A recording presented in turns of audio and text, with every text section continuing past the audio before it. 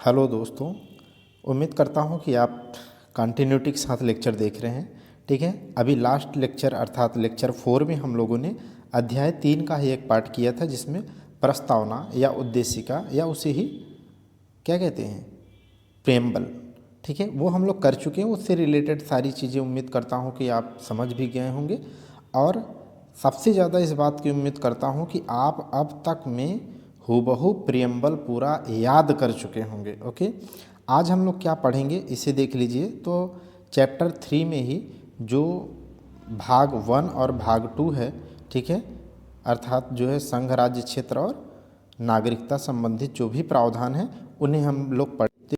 एक सरसरी नज़र आप इस PDF पे डाल लीजिए कि आपके लिए पूरा एक प्रिसाइज कंटेंट, बेहतरीन कंटेंट आपको लिखा हुआ है मैंने। ठीक है, तो आज हम लोग क्या पढ़ने वाले हैं, इस लेक्चर में भाग 1 और भाग 2 को क्रमशः पढ़ेंगे। तो चलिए अध्याय 3 का भाग 1 स्टार्ट करते हैं। ठीक है, ओके, ठीक है, यहाँ पर आ गए हम लोग चैप्टर 3 पे। ठीक है, तो आज हम लोग पढ़ेंगे अध्याय 3। ठीक है, और अध्याय 3 को हम लोगों ने 2 लेक्चर में बांट दिया है। तो एक में प्रियम्बल पढ़ लिया और दूसरे में आज कर रहे हैं। ओके, आज में हम लोग क्या पढ़ेंगे इस लेक्चर में, तो भाग 1 और भाग 2। भाग 1 क्या कहता है? भाग 1 है संघ और उसका राज्य क्षेत्र, अर्थात the union and it's territory. ठीक है, अर्थात भारत जो राज्यों का एक संघ है, ठीक है, उसके बारे में पढ़ेंगे। जैसे वर्तमान में आज 8 केंद्र शासित प्रदेश और 28 राज्य, अर्थात 28 राज्य और 8 केंद्र शासित प्रदेश है, उन्हीं के बारे में। और भाग सेकंड में क्या पढ़ेंगे? भाग सेकंड में नागरिकता का उल्लेख है। ठीक है, जो अनुच्छेद 5 से लेकर के 11 तक है। ठीक, इस प्रकार भाग 1 में क्या है, अनुच्छेद 1 से लेकर के 4 तक। तो पहले हम लोग क्या पढ़ेंगे, अनुच्छेद 1 से 4 तक। ठीक है, अब यहाँ पर मैं आपको कल की तरह फिर से बोलता हूँ कि अब पॉलिटी का वो सेगमेंट स्टार्ट हो रहा है जहाँ पर फैक्ट के साथ साथ आपको ज़्यादा ध्यान कॉन्सेप्ट पे रखना है। देखो, मैं उम्मीद करता हूँ कि आप मेरे साथ एक बार अच्छे से पढ़ लीजिए, तो बार बार आपको 25 चैनल पर जा कर के 25 तरह से पढ़ना नहीं पड़ेगा। ठीक है, हूबहू समझ में आ जाएगा। तो आप बस जा कर के क्वेश्चन बनाओ। मैं तो चाहता हूँ कि आप जा कर के पढ़ने के बाद क्वेश्चन बनाओ, ताकि आप मेरे पढ़ाने की भी ऑथेंटिसिटी को जो है क्रॉस चेक कर सकें कि जो पढ़ा रहे हैं वो कंटेंट में दम है भी, कि यूं ही पढ़ा रहे हैं और आप समय तो नहीं बर्बाद कर रहे हैं मेरे साथ। ठीक है, तो इसलिए मैं चाहता हूँ आप क्वेश्चन बनाइए किसी भी लेवल का, यहाँ तक कि PCS से लेकर के नीचे तक जाते जाते। ओके, ठीक है, चलिए अब हम इसमें अनुच्छेद 1 से 4 तक पढ़ेंगे। तो एक एक आर्टिकल मैं आपको रटा देता हूँ। अनुच्छेद 1 क्या कहता है? आर्टिकल 1 कहता है कि भारत राज्यों का क्या है, भारत राज्यों का संघ है। भारत राज्यों का संघ माने भारत 28 राज्यों और 8 केंद्र शासित राज्यों को मिल करके एक संघ के रूप में है। इसी का उल्लेख कहाँ पर है? अनुच्छेद 1 में। ठीक है, यहाँ पर एक फैक्ट याद रख लीजिएगा कि क्या ऐसा है क्या कि भारत के राज्य संघ से अलग हो सकते हैं क्या, अपने आप को अलग कर सकते हैं क्या? तब आप समझ पाएंगे कि हमारे यहाँ राज्य अपने आप को स्वतंत्र नहीं कर सकते, संघ से अलग नहीं हो सकते।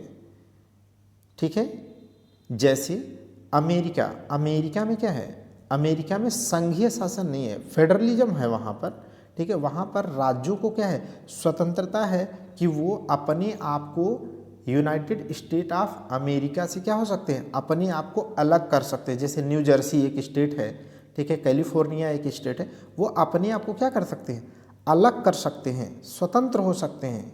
ठीक है, कि मैं नहीं रहूँगा USA में। बट भारत में ऐसा नहीं है, ऐसा नहीं है, मोस्ट इम्पॉर्टेंट चीज़ है। ठीक है, तो भारत राज्यों का संघ है, अनुच्छेद 1। अनुच्छेद 2 क्या कहता है? अनुच्छेद 2 कहता है कि संघ में नए राज्यों का प्रवेश और या स्थापना। यहाँ पर आपको ये समझना है कि देखो नीचे आप देखेंगे अनुच्छेद 3 में, देखिए आर्टिकल 3 में आप देख रहे हैं तो नए राज्यों का गठन है। अब आप सोच रहे होंगे कि नीचे यहाँ अनुच्छेद 3 में लिखा है नए राज्यों का गठन और 2 में लिखा है कि नए राज्यों की स्थापना या प्रवेश, तो स्थापना और गठन में अंतर है क्या? अगर ये समझेंगे तभी कभी भी बहुत अच्छे सवाल बना पाएंगे कि आर्टिकल 2 और 3 में क्या मेजर डिफरेंसेस हैं। ठीक है, तो आर्टिकल 2 कहता है, ठीक है, कि नए राज्यों की स्थापना, स्थापना माने जो पहले राज्य नहीं है, ठीक है, वहाँ पर एक नए राज्य इस्टेब्लिश हो, ठीक है, उसे कहेंगे। जैसे आज आप देखो तो गिलगिट बाल्टिस्तान या पीओके वाला क्षेत्र हमारे अधिकार क्षेत्र में नहीं है, लेकिन इन फ्यूचर अगर वो हम जब ऑक्युपाई अपने ठीक है भारत का अंग ही है, जब उसे हम समाहित करेंगे तब क्या है, वहाँ पर एक नए राज्य का स्थापना होगी। जो राज्य बनेगा वो नए राज्य की स्थापना कहा जाएगा। अब गठन का मतलब ये है कि जैसे उत्तर प्रदेश की बात कर लें तो इतना बड़ा है, ठीक है, इसी में से पूर्वांचल वाला क्षेत्र काट करके या कुछ बिहार का हिस्सा लेके, कुछ झारखंड का, कुछ उत्तर प्रदेश का ले करके, कई राज्यों का कुछ जिले लेकर के गठन किया जा सकता, माने राज्यों का निर्माण किया जा सकता है। इस प्रकार इसका मतलब यह है कि बिहार, झारखंड और उत्तर प्रदेश तो थे राज्य, उनके कुछ हिस्से ले करके आपने बनाया, माने गठन किया। पहले से राज्य थे और जहाँ पहले से राज्य नहीं थे वो बनाए जाएंगे तो उन्हें कहेंगे स्थापना। अब आप समझ गए होंगे। तो अनुच्छेद 2 में है कि नए राज्यों की स्थापना, जबकि अनुच्छेद 3 में है नए राज्यों का गठन। ठीक है, और आर्टिकल 2 में, अनुच्छेद 2 में क्या है, एक बात देखिए, तो नए राज्यों का स्थापना समझ गए। और संघ में प्रवेश, संघ में प्रवेश का क्या मतलब है, जैसे अगर वही गिलगिट बाल्टिस्तान पीओके वाला क्षेत्र जब हमारे क्षेत्र में मिलेगा जिस दिन, वहाँ पर एक राज्य जो भी बनाया जाएगा उसकी नया राज्य होगा, माने वो उसकी स्थापना होगी, तो शुरुआत में ही वो संघ में शामिल नहीं किया जाएगा। जब अमेंडमेंट कर करके क्या किया जाएगा, उसे भारत के संघ में शामिल किया जाएगा।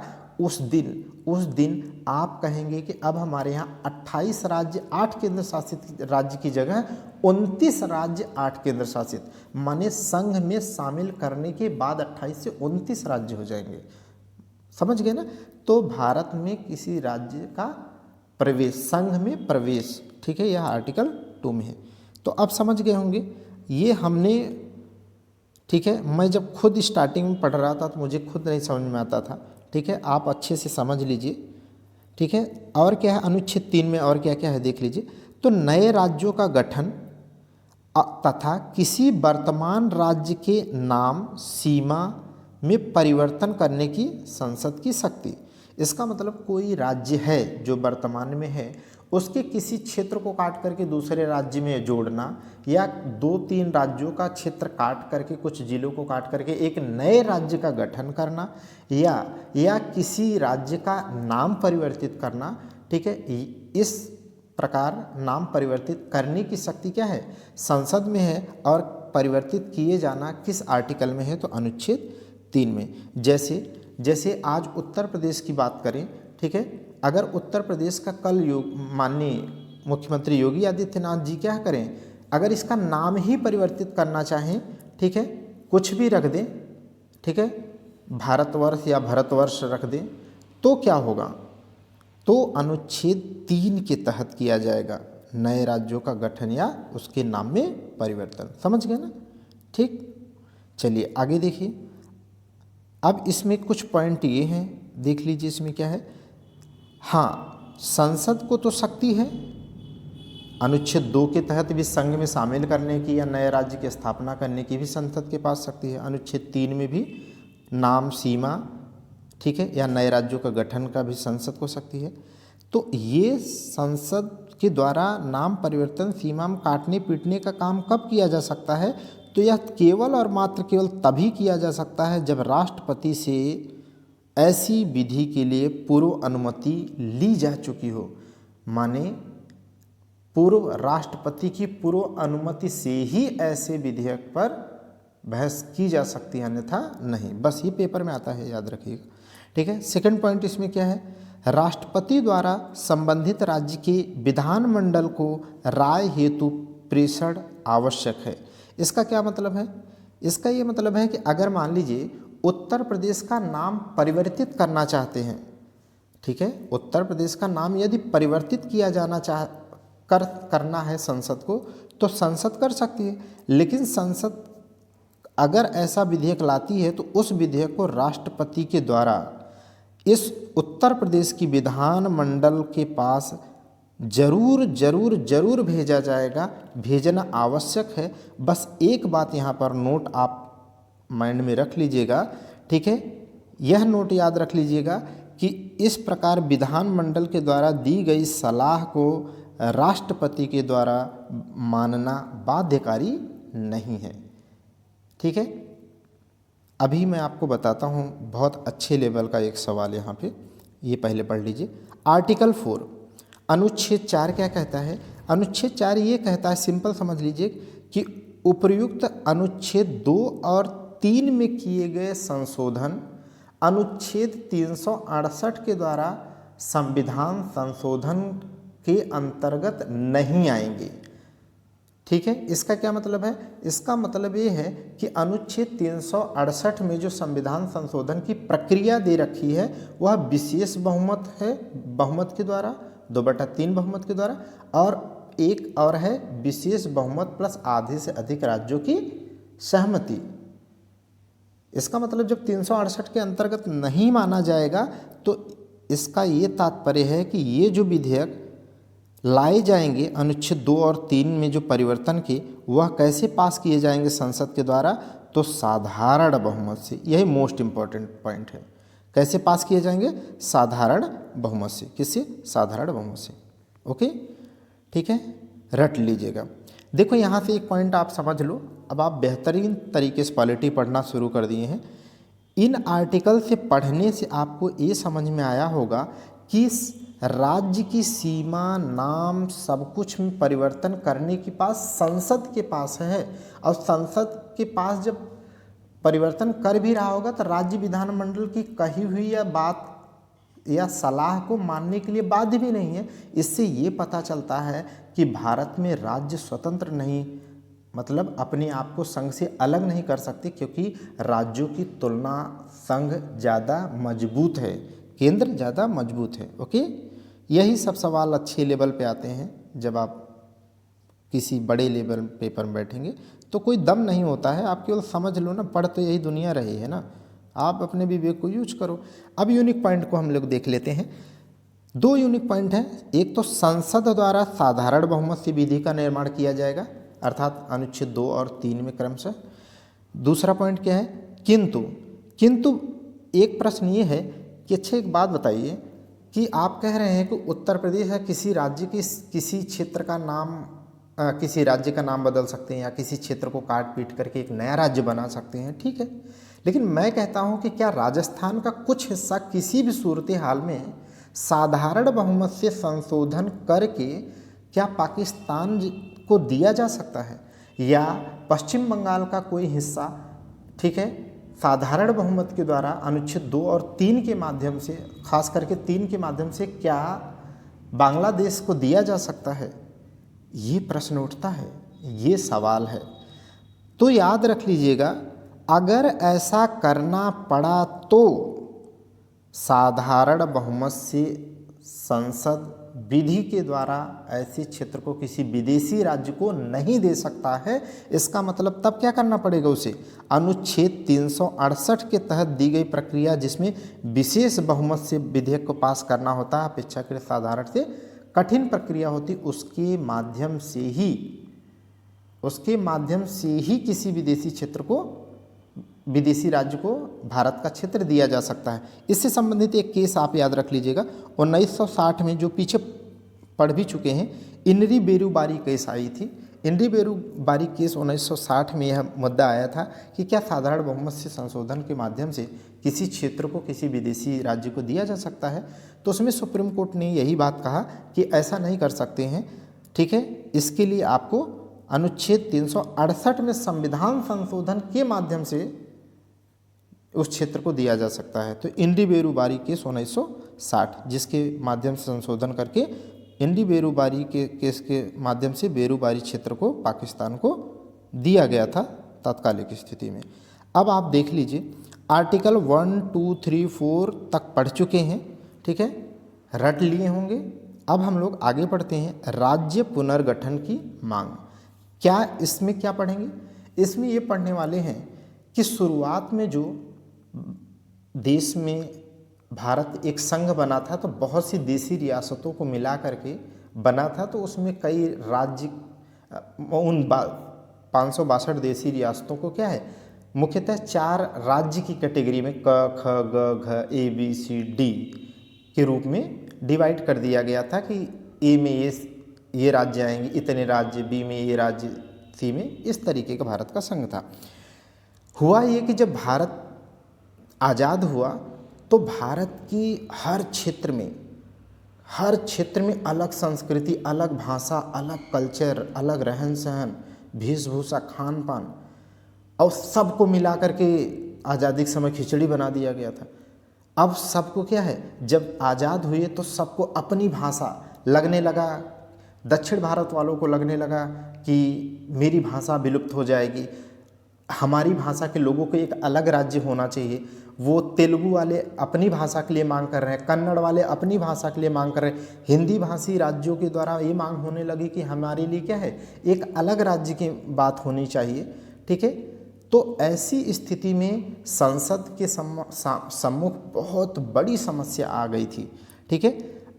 इसी के बारे में हम यहाँ पर पढ़ेंगे कि कैसे यह मांग आज़ादी के बाद बढ़ती रही और अंततः क्या है, अंततः भाषा के आधार पर भारत देश का पहला तेलुगु भाषा के आधार पर आंध्र प्रदेश 1 अक्टूबर 1953 को पहला राज्य बना। और उसी के बाद राज्यों की मांग भाषाई आधार पर बहुत तीव्र हो गई, जिसके परिणाम स्वरूप आगे चल करके आप देखेंगे ढेर सारे राज्य बनेंगे और वर्तमान स्थिति में आप देख रहे हैं 28 राज्य और 8 केंद्र शासित राज्य। यही बैकग्राउंड इसमें टू द पॉइंट पढ़ेंगे, ठीक है। तो अब देखिए राज्य पुनर्गठन की मांग क्यों मांग है, क्या है, इसमें पढ़ेंगे।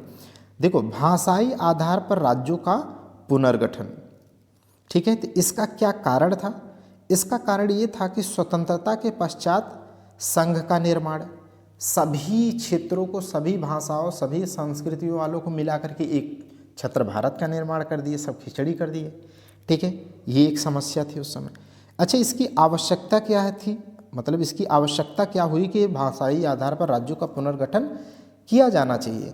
इसलिए हुई कि अगर देश की एकता और अखंडता को बनाए रखना है आज़ादी के बाद भी, तो ठीक है, तो भारत में हिंसा, क्षेत्रवाद, ठीक है, अखंडता को फैलाने वाली ऐसी मानसिकता को कम करना होगा, रोकना होगा, ठीक है। अर्थात विविधता को संजोए रखने के लिए राज्यों का पुनर्गठन करना जरूरी था, यह इसकी आवश्यकता थी। देखो, आप अच्छे समझ पा रहे होंगे, ठीक है। इससे अब कभी आपको कोई बुक नहीं पढ़नी है, डिटेल नहीं ढूंढना है या कहीं और पढ़ने की अब आवश्यकता नहीं होगी, क्योंकि इसका कथन कारण सब आपको मैं बता दे रहा हूँ, ठीक है। तो विविधता को संरक्षित करना आवश्यकता थी, इसलिए राज्यों का पुनर्गठन करना जरूरी था। अब राज्य के पुनर्गठन हेतु समितियाँ, कुछ कमेटी बनी, जिनके आधार पर राज्य पुनर्गठन अधिनियम 1956 की नींव पड़ी और उसके बाद से राज्यों का पुनर्गठन हुआ। तो लेकिन शुरुआत में तो ऐसा माहौल हुआ नहीं होगा। तो देखिए, शुरुआत में क्या हुआ, एक भाषाई प्रांतीय आयोग का गठन किया गया, linguistic provinces commission. Linguistic provinces commission का आयोग का गठन किया गया, जो 4 सदस्यीय था, जिसके अध्यक्ष कौन थे? जिसके अध्यक्ष न्यायमूर्ति S.K. धर थे।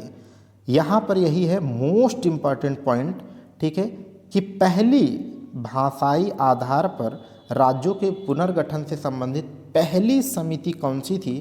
तो S.K. धर समिति। S.K. धर समिति कब बनी ये, ठीक है, तो बताइए कब बनी है ये? इसका गठन कब हुआ है?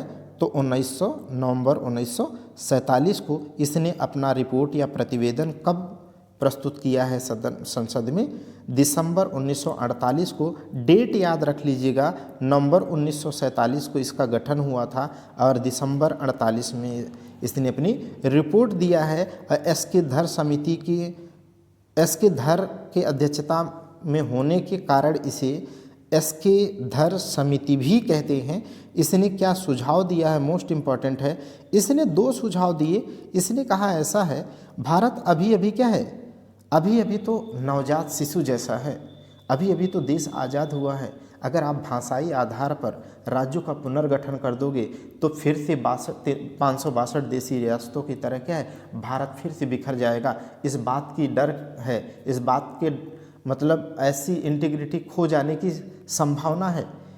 उस समय की स्थिति में इन्होंने बहुत अच्छा निर्णय दिया और कहा कि भाषाई आधार पर राज्यों का पुनर्गठन नहीं किया जाना चाहिए, बल्कि किस आधार पर होना चाहिए, बल्कि उनकी भौगोलिक स्थिति कैसी है, पहाड़ी राज्य हैं या मैदानी क्षेत्र हैं या तटीय राज्य हैं, ठीक है, या जनजातीय क्षेत्र हैं, या वित्त की मतलब गरीब राज्य हैं या अमीर राज्य हैं, या प्रशासन की दृष्टि से, इन आधार पर राज्य का पुनर्गठन होना चाहिए, ना कि भाषाई आधार पर। ठीक है, भाषाई आधार पर क्यों मांग हो रही है? क्योंकि जब देश आज़ाद हुआ है तो अब भाषा के आधार पर अपने अपने राज्य की मांग देश में उठ रही है। उसी से संबंधित जांच के लिए, रिपोर्ट के लिए, सुझाव के लिए समितियों का गठन हुआ है। तो पहली एस के धर समिति, दूसरी है JVP समिति, क्योंकि एस के धर समिति ने नकार दिया। तो JVP माने जवाहरलाल वल्लभ भाई पटेल और पट्टाभी सीतारमैया। JVP में 3 लोग हैं, याद रख लीजिएगा, जवाहरलाल नेहरू, वल्लभ भाई पटेल और पट्टाभी सीतारमैया। इन्हीं के नाम पर JVP समिति कहा गया। ठीक है, यह समिति का गठन कब हुआ? तो दिसंबर में, जब वो समिति ने नकारा उसी समय दिसंबर 48 में इसका गठन हुआ और इसने अपनी रिपोर्ट कब प्रस्तुत किया? तो अगले साल 49 में। बस इसका गठन याद रख लिएगा। ठीक है, 48 में हुआ तो अगले साल रिपोर्ट प्रस्तुत करेगा। अब इसकी सुझाव देख लिए, इन्होंने क्या कहा? ये तीनों महामहिम ने भी क्या कहा कि भारत तो अभी नवजात है, ठीक है, भाषाई आधार पर अभी राज्य का पुनर्गठन करना ज़्यादा वाजिब नहीं है। इन्होंने भी वही बात कही कि विकास के आधार, भौगोलिक स्थिति या प्रशासन के आधार पर किया जाए। ठीक है, अब इस तरीके से जब ये भी नकार दिए तो जहाँ जहाँ भाषाई आधार पर राज्यों का पुनर्गठन की मांग हो रही थी, खास करके दक्षिण भारत में, अब वो मांग और भी उग्र होने वाली है, अब और भी तीव्र और उग्र हो गई, हिंसक होने लगी है। ठीक है, इनको लगने लगा कि अब संसद हमारी बात नहीं सुनेगी, तो अब रोड पर आ रहे हैं लोग। इसी बीच में एक महत्वपूर्ण घटना घटती है। ठीक है, तेलुगु भाषियों के द्वारा अलग राज्य की मांग की जा रही थी, भाषाई आधार पर राज्य का गठन किए जाने की मांग हो रही थी। उन्हीं के उसी तेलुगु भाषी आंदोलन के मुख्य जो प्रणेता थे, लीडर थे, उनका नाम था पोट्टी श्रीरामुलु। उन्होंने आमरण अनशन कर दिया और वो आमरण अनशन जब किए थे तो 56 दिन के आमरण अनशन के बाद उनकी क्या हो गई? डेथ हो गई। जैसे उनकी डेथ हो गई, कब हुई? दिसंबर 1952 में। जैसे उनकी डेथ हुई, पूरे दक्षिण भारत में क्या है, भयानक आगजनी होने लगी। मानो अब देश क्या है, देश आज़ाद नहीं है, वैसे ही जंगल राज है यहाँ पर। ठीक है, अब इससे संसद की क्या है या सरकार के हाथ पैर फूलना शुरू हो गए। ठीक है, उन्हें समझ में आया कि अब तो देश के लिए अब बिल्कुल अच्छा नहीं है। ठीक है, तो उन्होंने अविलंब, ठीक है, एक और समिति का गठन करेंगे। ठीक है, अभी इसका परिणाम देख लीजिए। इसका परिणाम क्या होने वाला है? जब सरकार ने देखा कि आगजनी, हिंसा, मार, कत्ल इस प्रकार हो रहा है तो बोले अब नहीं चलने वाला है। तो इस तरीके से 1 अक्टूबर 1953 को भारत का पहला भाषाई आधार पर तेलुगु भाषियों के लिए राज्य बना आंध्र प्रदेश। मोस्ट इम्पॉर्टेंट, यह प्रथम भाषाई आधार पर गठित राज्य है। डेट इसकी याद रख लीजिएगा, 1 अक्टूबर 1953 है। यह इसका क्या है, इस घटना का परिणाम था। दूसरा, इस घटना का प्रमुख परिणाम क्या है, रट लीजिएगा। दूसरा ये है कि इनसे प्रेरित होकर के कन्नड़ भाषी तमिल भाषी, ठीक है, मलयालम भाषी, माने दक्षिण भारत के अन्य भाषाई आधार पर मांग जो थी वो बहुत तीव्र और उग्र और हिंसक हो गई, ठीक है, इससे क्या हो गई और तीव्र और हिंसक हो गई। ओके, ये बैकग्राउंड आपको समझाएगा कि कैसे सरकार के हाथ पैर फूलेंगे और जल्दी से अगली समिति को, ठीक है, गठन किया जाएगा। तो एस के धर की समिति के बाद जेबीपी आई, ठीक है, उसके बाद कौन सी आ रही है, फजल अली आयोग। फजल अली आयोग, तो फजल अली अध्यक्ष होने की वजह से कहा जाता है, जबकि इस आयोग का नाम क्या है, इस आयोग का गठन का नाम क्या था, राज्य पुनर्गठन आयोग। राज्य पुनर्गठन आयोग एक बनाया गया 1953 में, ठीक है, जब आंध्र प्रदेश बनाया गया, 53 में बनाया गया। उसके अध्यक्ष कौन थे, उसके अध्यक्ष हुए न्यायमूर्ति फजल अली। अब फजल अली के अध्यक्ष होने की वजह से इस समिति को क्या कहते हैं, फजल अली कमेटी या फजल अली कमीशन या फजल अली आयोग कहते हैं। और मोस्ट इम्पॉर्टेंट ये है कि इसके दो अन्य सदस्य, कई बार प्रीमियम पेपर में आया है कि इनके साथ अन्य दो के नाम क्या थे, ठीक है, तो रट लीजिएगा, KM पडिक्कर साहब थे और हृदयनाथ कुंजरू थे। अर्थात यह फजल अली आयोग जो है वह 3 सदस्य थी, अध्यक्ष फजल अली और अन्य सदस्य KM पडिक्कर, हृदयनाथ कुंजरू थे। और इन्होंने अपनी रिपोर्ट कब प्रस्तुत की, तो 2 साल बाद 53 से 55 में रिपोर्ट प्रस्तुत की। और इन्होंने सुझाव क्या दिया, सुझाव दिया कि अब बिल्कुल भी संभव नहीं है कि बिना आप भाषाई आधार पर राज्यों का पुनर्गठन किए रह सकते हैं, देश में आग ही आग फैलेगी चारों जगह, चारों तरफ, ठीक है। तो ये सुझाव दिया कि भाषाई आधार पर राज्यों का पुनर्गठन क्या कर दिया जाए, माने इन्होंने स्वीकार कर लिया। तो 3 समितियां आप रट लीजिएगा, ठीक है, उम्मीद करता हूँ रट भी गया होगा। अब इसका क्या परिणाम है, फजल अली कमेटी की रिकमेंडेशन की, ठीक है, क्या परिणाम रहा है, तो इनके कहने पर संसद ने राज्य पुनर्गठन अधिनियम 1956 पारित किया। रट लो, इसकी डेट रट लो, 1956, राज्य पुनर्गठन अधिनियम 1956। क्रम से याद किए तो याद हो जाएगा, 55 में रिपोर्ट आई, 56 में गठित हुआ। और यह राज्य पुनर्गठन अधिनियम अगर पारित हुआ है तो यहाँ पर क्या है, एक संविधान संशोधन किया गया है, 7वां संविधान संशोधन 1900, देखो यहाँ पर क्या ही दिमाग में था, नहीं लिखा, आई थिंक 1956 है, ठीक है, 7वां संविधान संशोधन 1956, एक बार आप क्रॉस चेक कर लीजिएगा, द्वारा कुल कितने राज्यों को, कुल 14 राज्यों को, 14 राज्य और 6 केंद्र शासित राज्यों के रूप में देश को पुनर्गठित, देश के राज्यों को पुनर्गठित किया गया। अभी मैंने जैसा बताया था कि देश के आज़ाद होने के बाद क्या है, श्रेणी क ख ग घ ए बी सी डी 4 श्रेणियों में राज्यों को बांटा गया था, जबकि 7वें संविधान संशोधन 1956 के द्वारा इस श्रेणी को हटा दिया गया, क ख ग घ ए बी सी डी, इस श्रेणी को हटा करके फजल अली आयोग के रिकमेंडेशन पर देश को क्या है, देश को 14 राज्य और 6 केंद्र शासित राज्यों के 6 केंद्र शासित प्रदेशों के रूप में पुनर्गठित कर दिया गया। मोस्ट इम्पॉर्टेंट, ठीक है। जबकि ध्यान से अब समझना, यहाँ पर एक मोस्ट इम्पॉर्टेंट पॉइंट है, फजल अली जो आयोग था उसने अपने सुझाव में कहा था कि चारों श्रेणियों को खत्म करने के बाद अब 16 राज्य और 3 केंद्र शासित राज्य, क्या कहा, इन्होंने कहा कि 16 राज्यों और 3 केंद्र शासित राज्यों के रूप में पुनर्गठन किया जाए।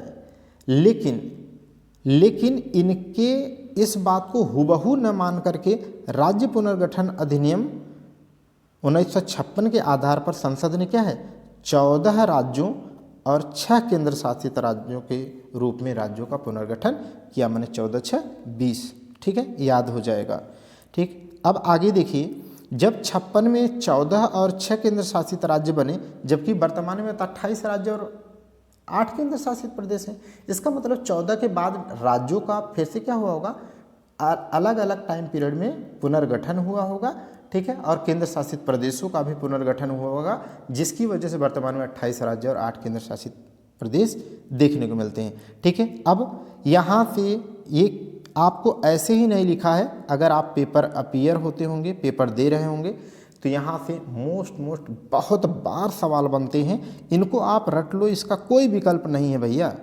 याद करोगे याद हो जाएगा, मैंने याद कर लिया, आप भी कर सकते हैं और करना ही करना है, कोई विकल्प नहीं है।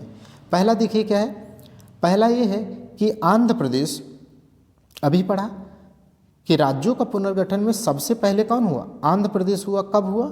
1 अक्टूबर को, 1 अक्टूबर 1953। इसमें 1 अक्टूबर भी रट लीजिएगा, ठीक है। 1 अक्टूबर 1953 को यह देश का पहला भाषाई आधार पर राज्यों का गठन था। दूसरा देख लीजिए गुजरात। गुजरात कब बना? तो 1960 में। देखो अब यहाँ पर डेट क्या याद रखनी है? ये सन याद रखने हैं, ये इधर नवंबर दिसंबर याद मत करना, ठीक है। तो सेकंड की बात क्या है? गुजरात। गुजरात को महाराष्ट्र से कब अलग किया गया? तो 1960 में, ठीक है। नागालैंड, नागालैंड कब अलग हुआ? राज्य बना मतलब पुनर्गठित कब हुआ? कब उसका पुनर्गठन हुआ? तो 1963। गुजरात के बाद नागालैंड, फिर हरियाणा, हरियाणा 1966, हरियाणा 1966, हिमाचल 1971 में, जबकि मणिपुर, मेघालय, त्रिपुरा 1972। इसे मैंने कैसे याद किया है मैं बता देता हूँ, हो सकता है आप भी ऐसा याद कर ले, नहीं अपना दिमाग लगा लीजिए। जैसे हम यहाँ बोलते हैं ममित्री 72, क्या बोलते हैं हम? ममित्री 72। ममित्री 72 का मतलब यहाँ से मणिपुर का म, मेघालय का मे और त्रिपुरा का त्रि। तो हम बोलते हैं अक्सर, बोलते बोलते सब याद हो जाता है भाई। ममित्री 72 बोलो ना आप, ममित्री 72, ममित्री 72। तो ममित्री 72 से क्या है याद हो जाएगा, क्लियर, कि मणिपुर, मेघालय, त्रिपुरा क्या है 1972 में बने, क्लियर। अगला देखिए सिक्किम। सिक्किम मोस्ट इम्पॉर्टेंट है, 1975 में बना। सिक्किम बहुत बार पूछा गया है, बहरहाल इसमें आप रट लीजिएगा। आरओ, एआरओ, पीसीएस या अन्य जितने भी पेपर होते हैं उनमें देखो, बड़े पेपर और छोटे पेपर में अंतर बस इस बात का होता है, ठीक है, कि एक लाइन में फैक्ट पूछ लेगा किस सन में हुआ। बड़े पेपर में आप जाएंगे पीसीएस, आरओ या मंडी परिषद या इन सब में, ठीक है, किसी ऐसे ग्रेजुएट लेवल पेपर में जाएंगे तो उसमें क्या है कि मैच द फॉलोइंग, या कौन सा स्टेटमेंट गलत है, या स्टेटमेंट 1 में ये दिया रहेगा, ठीक है, सन सहित, दूसरे में दूसरी कहानी दे देगा। इस प्रकार बस आप भी वही पढ़ते हैं भाई, आप अपने माइंड सेट को बदल लो, ठीक है। अरे मैं वही कंटेंट पढ़ा रहा हूँ, वही एसएससी भी पढ़ता, वही बुक पढ़ता, वही आप भी पढ़ते हैं, केवल पढ़ने का तरीका बदल लो, समझ बदल लो और अपने माइंड सेट को, अपनी इज्जत करना सा, अपने माइंड को बड़ा समझो और अपने आपकी वैल्यू दो, ठीक है, आप भी कर सकते हैं, ठीक है। अगला देखिए मिजोरम अरुणाचल प्रदेश कब बना है? तो 1987 को। मिजोरम अरुणाचल प्रदेश 1987 को और गोवा भी 1987 को, ठीक है, ठीक है। तो हम इसे कैसे, जैसे आप देखते हैं ना, बोलते हैं ना, बंगाली में बोलते हैं ना, अमी भालो अच्छे, अमी भालो अच्छे, तो यहाँ आप बोल सकते हैं अमी गोवा जाबो, मतलब वहाँ जाबो बोलते हैं, खाबो बोलते हैं, ठीक है। तो आप यहाँ बोल सकते हैं अमी मतलब क्या है? अमी का तात्पर्य ये है, ठीक है, कि अमी से क्या हो जाएगा? अरुणाचल प्रदेश और मी, जैसे ममित्री 72 हो गया, वैसे अमी कहाँ जाबो? गोवा जाबो, ठीक है। कब? 1987 में। तो डेट तो तीनों की याद हो गई ना, एक बार आपको याद करना है, कर डालो इतनी मेहनत कि सक्सेस नतमस्तक हो जाए। छत्तीसगढ़, उत्तराखंड और झारखंड जैसे मैं याद किया हूँ ऐसे याद कर लो आप, ठीक है, हो सकता है आपके काम इस तरीके से आ जाए। आप ये बोल दो केवल 1915, क्या बोलना है? 1915 बोलो, क्यों? क्योंकि सभी के सभी 2000 में बने हैं। तो अब इनमें आपको ये भी डेट याद रखनी पड़ेगी, तो छत्तीसगढ़, उत्तराखंड, झारखंड, ठीक है। तो ये 1915 बोलिए, 2000 रटने की ज़रूरत नहीं है। छत्तीसगढ़, उत्तराखंड, झारखंड। अच्छा, छत्तीसगढ़, उत्तराखंड, झारखंड में अगर क्रम पूछे कौन पहले होगा, तो इनमें सबसे पिछड़ा हुआ कौन सा है, जो सबसे अंतिम में है, ऐसा आप लगा लो। तो अपेक्षाकृत क्या है, वित्तीय रूप से देखा जाए तो झारखंड इन तीनों में क्या है, अभी भी स्थिति सबसे कम है, ठीक है। तो ऐसे याद, एक का तो कम से कम क्रम याद कर लो ना, 1915 में सबसे नीचे कौन है? झारखंड है। बाकी आप क्रम से भी याद कर सकते हैं, कुछ तो आपको करना पड़ेगा, जिससे आप याद कर सकें, मेरा तात्पर्य ये है। तेलंगाना क्या है? तेलंगाना लास्ट में बना है जून 2014, ठीक है। इसका मतलब आपको याद होना चाहिए हूबहू, ठीक है, कि आंध्र प्रदेश 1953 में बना, जबकि गुजरात 1960 में, और नागालैंड 1963 में, हरियाणा 1966 में, हिमाचल 1971 में, और ममित्री 72, अभी बताया ना, मणिपुर, मेघालय, त्रिपुरा, ममित्री 72 में बना, सिक्किम 75 में बना, ठीक है, सिक्किम 75 में बना। और उसके बाद क्या आएगा? 75 के बाद क्या आएगा? 87 आएगा। 87 में 3 बने, अमीगो व जाबो 87, ठीक है। उसके बाद क्या बने? 1915, 1915 2000 में बने। 1915 में सबसे लास्ट में 15 नवंबर को क्या बनेंगे? झारखंड, अंतिम में पिछड़ा हुआ है, ठीक है। बाकी बीच में उत्तराखंड, उत्तर में छत्तीसगढ़ लगा लो, बाकी तेलंगाना 2014। आप कोशिश करो तो, आप क्या नहीं कर सकते हो ये बात करो। आप नहीं करना चाहते हैं ये बात हो सकती है, आप कर तो हर कोई चीज़ सकते हैं। चलिए अगला देखिए, यूनिक पॉइंट। यूनिक पॉइंट में समरी है, उसे रट लो, ये फैक्चुअल है, इसमें दिमाग मत लगाओ आप, ठीक है। देखो इसमें पांडिचेरी, और पांडिचेरी जिसे आज पुदुचेरी कहते, पुदुचेरी केंद्र शासित राज्य कब बना है? तो 1962 में। पांडिचेरी या पुदुचेरी कब बना? 1962 में बना, ठीक है, केंद्र शासित राज्य, ये पूछा जाता है। अगला देख लीजिए 35वें, ये मोस्ट इंपॉर्टेंट है, ये वाला लाइन जो, बहरहाल यूनिक पॉइंट में सारे मोस्ट इंपॉर्टेंट है, इसमें थोड़ा समझना है, इस पॉइंट ऑफ व्यू से बोला। देखो यहाँ पर लिखा है 35वें संविधान संशोधन, 35 अमेंडमेंट 1974, 35वें संविधान संशोधन 1974 द्वारा सिक्किम भारत का क्या बना? सह राज्य, माने एसोसिएट राज्य बना। अब आपको समझ में बताता हूँ, इंटीग्रेट होकर के मैं आपको पढ़ाता हूँ ताकि बेहतरीन आप क्वालिटी पढ़ सके हमारे साथ। देखो अभी मैंने पढ़ाया था ना कि स्टार्टिंग में जब कोई देश में कोई भी क्षेत्र राज्य के रूप में स्थापित होगा तो अनुच्छेद 2 में आएगा, लेकिन जब उसे भारत क्या करेगा? संविधान संशोधन के माध्यम से संघ में शामिल करता है, ठीक है, तब उसके लिए अलग से अमेंडमेंट करना पड़ता है। ठीक उसी प्रकार से देखो सिक्किम जो तिब्बत का क्षेत्र हुआ करता था पहले, अंग्रेजों के समय में क्या है, उस क्षेत्र को, ठीक है, अंग्रेजों ने अपने कब्जे में लिया। बाद में क्या है, 35वें संविधान संशोधन 1974 के द्वारा सिक्किम को क्या बनाया गया? देखिए यहाँ पे एसोसिएट राज्य, ठीक है, अर्थात यह अभी संघ में शामिल नहीं हुआ है। अब संघ में शामिल होगा तब पूर्ण राज्य का दर्जा इसे मिलेगा। अभी जो आपने पढ़ा सिक्किम 75 में पुनर्गठित हुआ, और यह कब हुआ?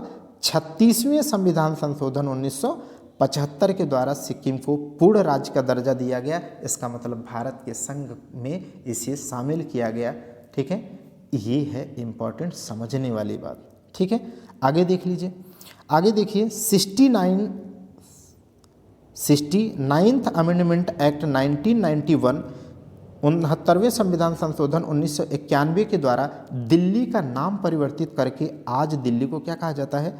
राष्ट्रीय राजधानी क्षेत्र दिल्ली कहा जाता है, ठीक है। तो यह किस संविधान संशोधन के द्वारा किया गया था? तो ये बहुत ज़्यादा पेपर में आता है, 1969 संविधान संशोधन 1991 के द्वारा, ओके, ठीक है। आगे बढ़ते हैं। अब देखिए अभी हमने कहा ना कि आज 28 राज्य और 8 केंद्र शासित प्रदेश हैं, तो क्या है, पुनर्गठन तो आज भी चला होगा, तभी तो हुआ होगा।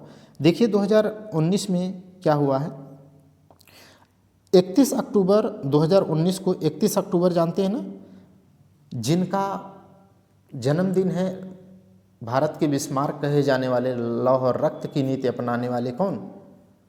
लौह पुरुष सरदार वल्लभ भाई पटेल का जन्मदिन है, एकता दिवस।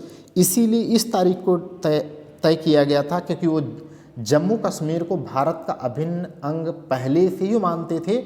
वो किसी भी तरीके से अनुच्छेद 370 के पक्ष में नहीं थे, मतलब इस प्रकार के प्रावधानों कभी नहीं चाहते थे। इसीलिए डेट आप याद रखो, क्योंकि वो जम्मू कश्मीर का जब पुनर्गठन किया गया है तो इसी डेट को बीजेपी गवर्नमेंट ने सिलेक्ट किया है, ठीक है। इस तारीख को जम्मू कश्मीर के साथ क्या किया गया, इसका भी पुनर्गठन किया गया और जम्मू कश्मीर को 2 केंद्र शासित प्रदेशों में बांट दिया गया। किसमें? जम्मू कश्मीर में और लद्दाख में, जम्मू कश्मीर और लद्दाख में। बस इतना जानते रहिएगा यहाँ कि लद्दाख में विधानमंडल का प्रावधान नहीं है, माने कंप्लीटली यूनियन टेरिटरी है, जबकि जम्मू कश्मीर में क्या है, जम्मू कश्मीर में क्या है, विधानसभा है, विधानसभा है जहाँ पे हाल ही में चुनाव हुआ है। ठीक है, अभी आपने देखा।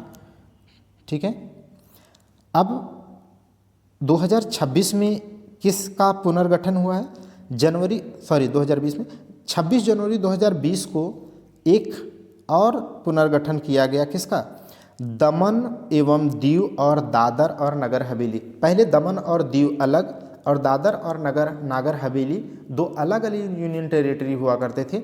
अभी वर्तमान में 26 जनवरी 2020 को राज्य का पुनर्गठन अधिनियम लाया गया और पुनः उसके बाद इन सभी को, चारों को, माने दमन एवं दीव और दादर नगर हवेली को एक यूनियन टेरिटरी में बदल दिया गया है।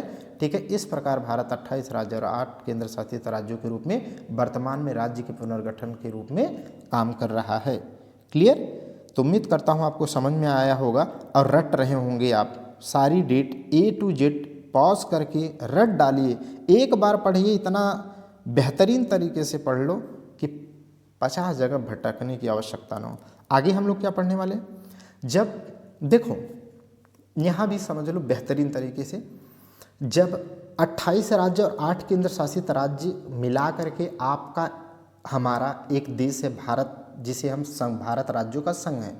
ठीक है, ऐसा अगर है तो अब आप सोचो, भारत में हर अलग अलग क्षेत्रों में अलग अलग जाति, धर्म, मत, मजहब, पंथ के लोग, क्षेत्रीय विविधता, धार्मिक, सांस्कृतिक, भाषाई, ठीक है, इस प्रकार की विविधता है।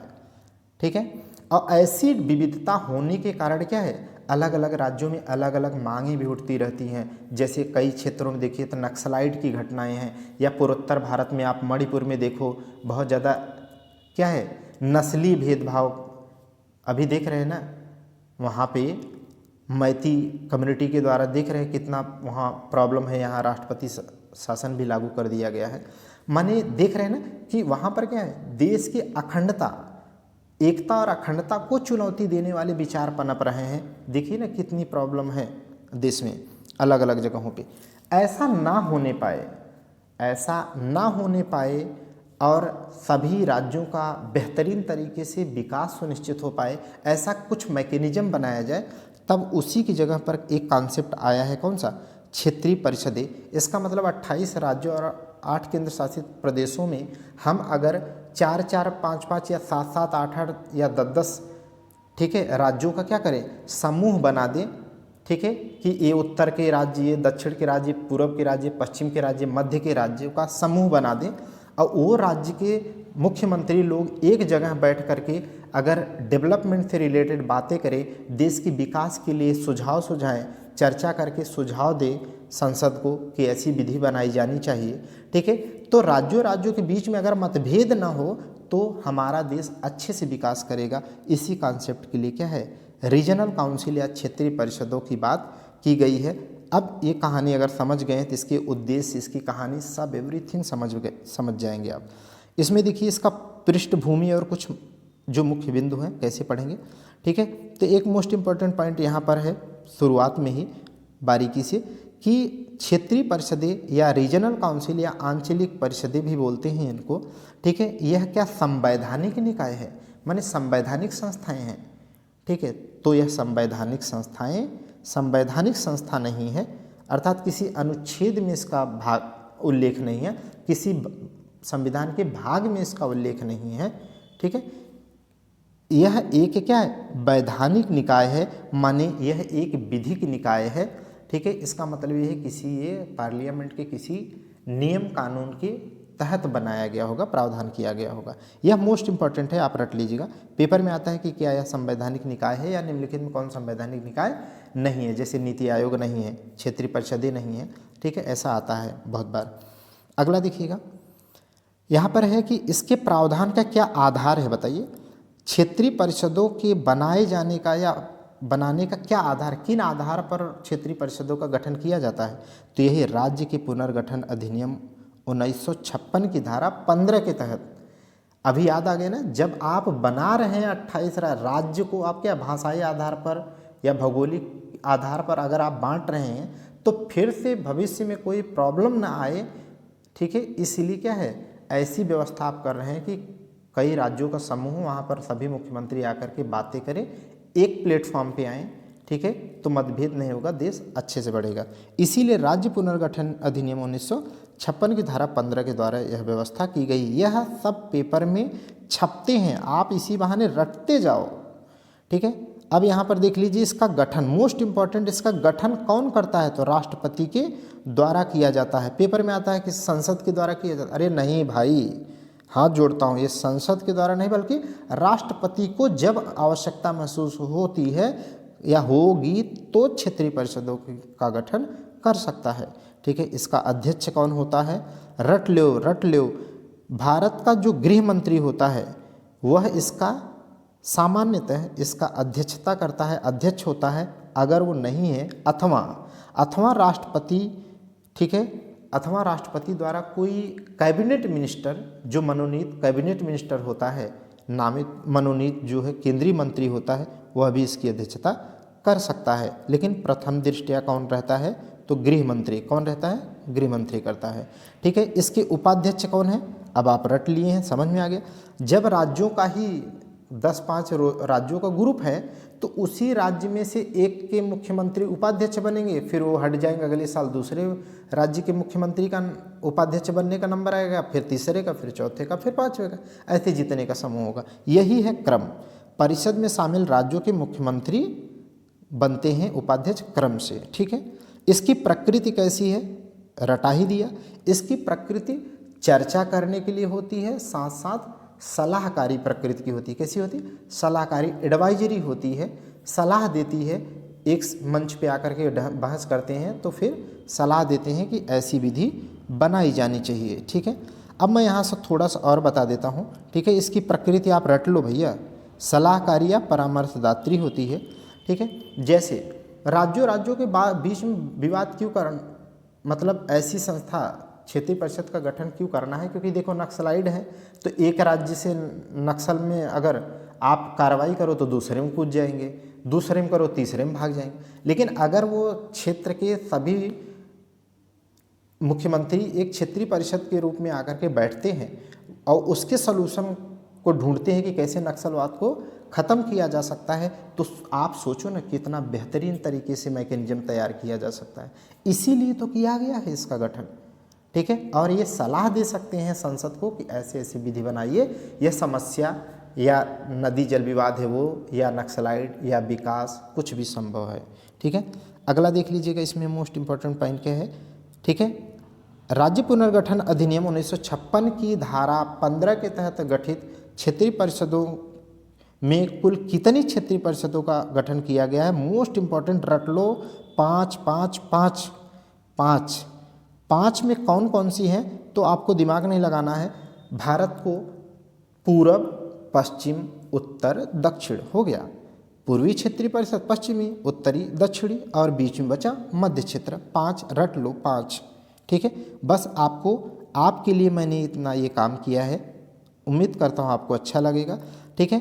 अब इन क्षेत्रीय परिषदों के मुख्यालय बहुत बार पूछे जाते हैं, आपको रटना है।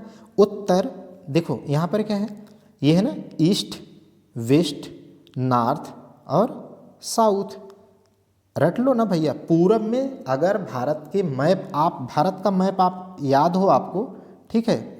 बहरहाल इसमें इतना बड़ा मैप मैं बना नहीं पाऊँगा, अदरवाइज मैं बना देता, ठीक है।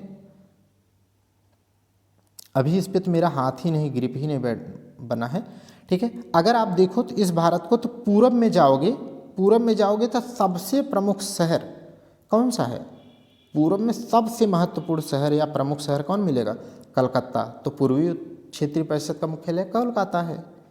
पश्चिम में जाएंगे तो बिल्कुल समुद्र तट से लगा हुआ सबसे फेमस अगर कोई शहर है तो कौन सा है, मुंबई है।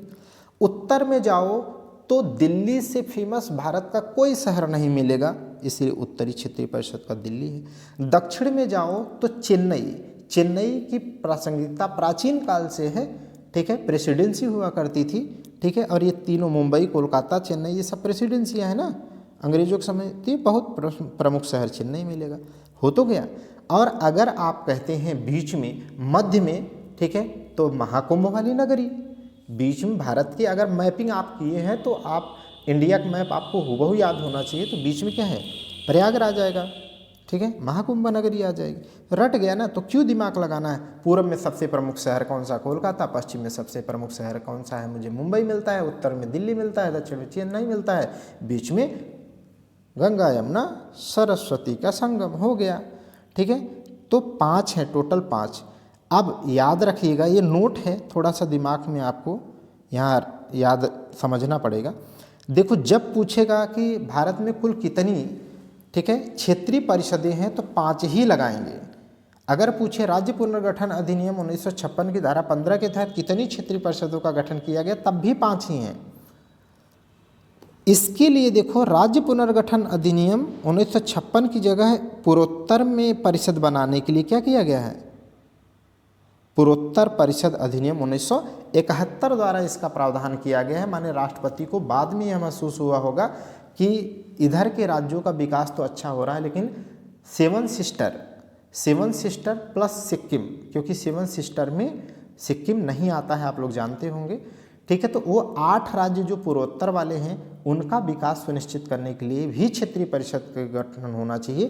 तब 1971 में पूर्वोत्तर परिषद अधिनियम आया। ये डेट आप रट लेना, इम्पॉर्टेंट है, 1971 में। क्लियर, ठीक है। पूर्वोत्तर परिषद, अच्छा, इसमें कितने राज्य हैं, तो इसमें अभी मैंने बताया कि 7 सिस्टर के सारे राज्य प्लस एक कौन सा, एक सिक्किम, तो टोटल कितने हो गए, 8, ठीक है। इस प्रकार पूर्वोत्तर परिषद और 5 उन परिषदों में देश के 28 राज्य और 8 केंद्र शासित प्रदेशों को का समूह बनाया गया है। अब इसी में हम लोग पढ़ने वाले हैं नागरिकता। अभी आप पार्ट माने भाग 1 अनुच्छेद 1 से 4 और क्षेत्रीय परिषदें ये सब पढ़ लिए। अब आप पढ़ लीजिए भाग 2। सो तो नहीं रहे हैं, ठीक है, पता लगा के सो रहे हैं। ऐसा पढ़ो कि बार बार न पढ़ना पड़े। नागरिकता पढ़ते हैं। नागरिकता की पृष्ठभूमि क्या है, तो यह भाग 2 में उल्लिखित है, अनुच्छेद 5 से लेकर के 11 तक, 5 से 11 तक। प्रावधान कहाँ से लिया गया है, ठीक है, तो इसका प्रावधान एकल नागरिकता हमारे देश में, यूएसए में डुअल, जबकि हमारे यहाँ एकल नागरिकता का प्रावधान है। और एकल नागरिकता का प्रावधान कहाँ पर है, ब्रिटेन से लिया गया है। और अगर कहा जाए कि नागरिकता संबंधी विधि निर्माण करने की शक्ति किसके पास है, तो किसके पास है, संसद, राष्ट्रपति नहीं, संसद के पास है। नागरिकता किसे मिलेगी, किसे नहीं मिलेगी, ठीक है, तो संसद के पास है, ठीक। और विधि निर्माण में देखिए, तो इस विधि निर्माण की शक्ति संसद के पास है। तो संसद ने आज तक कोई नागरिकता संबंधी विधि बनाया है या नहीं बनाया है, तो रट लो भैया। मोस्ट इम्पॉर्टेंट है कि भारत में भारतीय नागरिकता अधिनियम 1955 संसद ने बनाया है, जिसके बिहाफ पर किसी नागरिकता दी जाएगी, किसी नागरिकता नहीं दी जाएगी, या किस हालात में किसकी नागरिकता बनी रहेगी, या किस हालात में उसकी नागरिकता छीन ली जाएगी। ये सारे प्रावधान इसी भारतीय नागरिकता अधिनियम 1955 में है, ठीक है। इसी अधिनियम के अनुसार भारत में नागरिकता प्राप्त करने के कुल कितने आधार हैं, माने भारत में अगर नागरिकता कोई प्राप्त करना चाहता है तो कितना, 5 प्रकार से प्राप्त की जा सकती है। क्षेत्रीय परिषदें कुल कितनी है, 5, ठीक है। नागरिकता प्राप्त करने के कुल कितने आधार हैं, ग्राउंड है 5 में कौन कौन से हैं, क्या हैं, वो रट लीजिए, ठीक है, एक एक करके। पहला देख लीजिए, पहला तो बाई बर्थ या जन्म से। बाई बर्थ या जन्म से का मतलब क्या है, जब हमारा देश का संविधान 26 जनवरी 1950 को लागू हुआ उस दिन या उसके बाद जो भी भारत में जन्म ले रहा है, ठीक है, उस बच्चे को क्या है, उस बच्चे को भारत की नागरिकता मिलेगी, ठीक है। लेकिन अब यहाँ पर एक प्रॉब्लम हो गई थी बाद में, जिसकी वजह से इसमें बाद में आगे चल करके अमेंडमेंट किया गया है, ठीक है। नागरिकता अधिनियम 1955 में कई बार संशोधन किए गए हैं, ठीक है। क्या यहाँ प्रॉब्लम क्या है, थोड़ा समझ लीजिए। जैसे कोई भी व्यक्ति, इसमें इतना ही लिखा था, कोई भी व्यक्ति जैसे बांग्लादेश का है, पाकिस्तान का है या नेपाल का है, ठीक है, वो क्या है, उसकी पत्नी प्रेग्नेंट है, ठीक है, लेकिन जब उसे डिलीवरी होनी है, जब उसकी डिलीवरी होनी है, बच्चा पैदा होना है, तो कहाँ है, भारत में आ जाए, भारत में आ जाए। अब बच्चा तो कहाँ जन्म ले रहा है, भारत के दवाखाने में। अब तो फंस गए ना, माने अब वो तो जन्म से ही क्या है, भारत की नागरिकता उसको मिलेगी ना। तो इसी समस्या का माने इसके आधार पर बहुत ज़्यादा उस समय देश नया नया मतलब आज़ाद हुआ था और उस समय बहुत ज़्यादा अनस्टेबिलिटी थी आसपास, तो बहुत लोग आकर के क्या है डिलीवरी का टाइम आ जाते थे और भारत की नागरिकता प्राप्त कर लेते थे। इसलिए बाद में इसमें संशोधन करना पड़ा, ठीक है, इसी मिसयूज को रोकने के लिए। ठीक, अगला देख लीजिए दूसरे प्रकार से कैसे आप पा सकते हैं भारत की नागरिकता। तो वंश परंपरा के आधार पर। कैसे, वंश परंपरा या बायोडिसेंट, इसका क्या मतलब होता है, इसका मतलब ये होता है कि जो 26 जनवरी 1950 से दिसंबर 1992 के मध्य, ठीक है, जिसका जन्म यहाँ हुआ हो या जिसके माता पिता का यहाँ जन्म हुआ हो तो वो क्या है, वो माना जाएगा उसका वंश यहाँ से है, तो उसके बच्चों को क्या हो सकता है, ठीक है, उसके बच्चों को नागरिकता दी जा सकती है। देखिए अगला पॉइंट क्या है, किंतु जन्म के समय पिता भारत का नागरिक होना चाहिए। ठीक है, इसका ये मतलब नहीं कि आपका मतलब हम लोगों का तब जन्म नहीं हो सकता उसके बीच में 50 से 92 में, जिनका भी जन्म यहाँ हुआ है, इसका ये मतलब नहीं कि वो अब बाहर दूसरे देश में चले गए, उनकी नागरिकता अब दूसरे के ले लिए हैं। ठीक है, जन्म तो इस बीच में यहाँ हुआ था, तो क्या उनके बच्चों को नागरिकता मिले? नहीं भाई, उनका बाप तो यहाँ का होना ही होना चाहिए, साथ ही साथ उनका जन्म, ठीक है, जन्म के समय पिता भारत की नागरिकता धारण करता हो। ठीक है, लेकिन इसमें माता के बिहाफ पर नहीं था, जबकि 1992 में फिर से संशोधन किया गया है नागरिकता अधिनियम 1955 में, उसके आधार पर जन्म के समय पिता जैसे आधार हो सकता वैसे जन्म के समय माता भी अगर है भारतीय नागरिक तो दिया जा सकता है उसके बच्चे को नागरिकता। ओके, ठीक है, आगे देख लीजिए। तो ये हो गया। अब तीसरे प्रकार से कैसे आप पा सकते हैं, वंश परंपरा से प्राप्त कर लिए, बाय बर्थ प्राप्त कर लिए, और तीसरे क्या है, बाय रजिस्ट्रेशन या पंजीकरण के द्वारा। पंजीकरण कौन कर सकता है?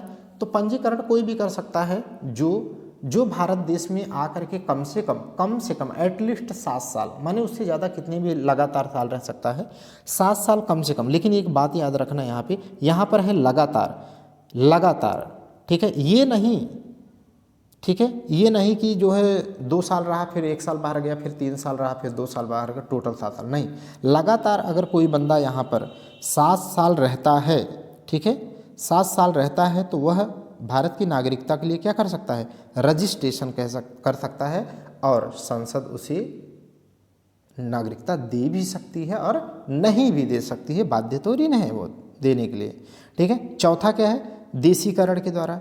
देशीकरण का क्या मतलब होता है, आप भी क्या है, ठीक है, जब कहीं भी किसी भी अन्य कल्चर में जाते हो आप, ठीक है, किसी भी अन्य समाज में जाते हो, जब उसी में रच बस जाते हो, तो वहाँ के लोग क्या है, अरे ये तो देसी हो गया भाई, माने हमारे ही कल्चर में ढल गया है। इसका मतलब यही है कि कोई भी विदेशी व्यक्ति आता है या अन्य देश का कोई भी व्यक्ति आता है भारत में, इतना लंबे टाइम तक यहाँ रह ले कि उसको क्या है 22 भाषाओं में दर्ज, संविधान की भाषाओं में दर्ज 22 जो भाषाएं हैं उनमें किसी एक भाषा का अच्छा ज्ञान, माने लिखना जानता हो और पढ़ा हुआ चीज़ समझना जानता हो, इसका मतलब होता है अच्छा ज्ञान उसको है एक भाषा का।